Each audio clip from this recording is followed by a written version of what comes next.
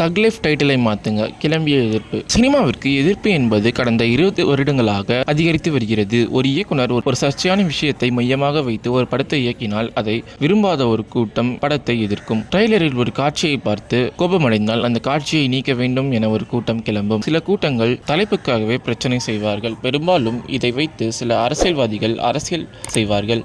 அவர்கள் பிழைப்பை ஓடுவதற்காக சினிமாவை குறிவைத்து எப்பொழுதும் கருத்து சொல்வார்கள்.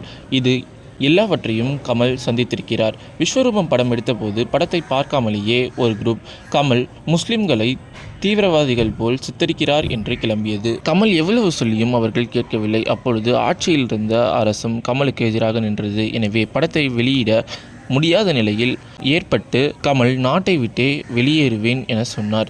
அதன் பின் பிரச்சனை தீர்க்கப்பட்டு படம் வெளியானது. அதேபோல் கமல் சண்டியர் படம் எடுத்தபோது கமல் சாதி பிரச்சனையை ஏற்படுத்துகிறார் என சொல்லி ஒரு குரூப் கிளம்பியது. இதனால் ஸ்டுடியோவுக்குள் படத்தை எடுக்கும் நிலைக்கு கமல் தள்ளப்பட்டார். மேலும் தலைப்பை மாற்ற வேண்டும் என ஒரு குரூப் கிளம்பியது. எனவே கமல் அப்படத்திற்கு விருமாண்டி என தலைப்பு வைத்தார். இப்பொழுது அவர் நடிப்பில் உருவாகியுள்ள தக் லைஃப் படமும் சர்ச்சையில் சிக்கியிருக்கிறது. ஏற்கனவே கன்னட மொழி பற்றி அவர் பேசியதால் கர்நாடகாவில் படம் வெளியாகாத நிலை ஏற்படுகிறது. இந்த நிலையில் தக் லைஃப் என்கின்ற தலைப்பை மாற்ற வேண்டும் என புதிய தமிழக கட்சி கிருஷ்ணசுவாமி எதிர்ப்பு தெரிவித்துள்ளார். தக் லைஃப் படத்திற்கு தொடர்ந்து வரும் ஏழரைகளை கமல் எப்படி சமாளிக்கிறார் என்பது தெரியவில்லை.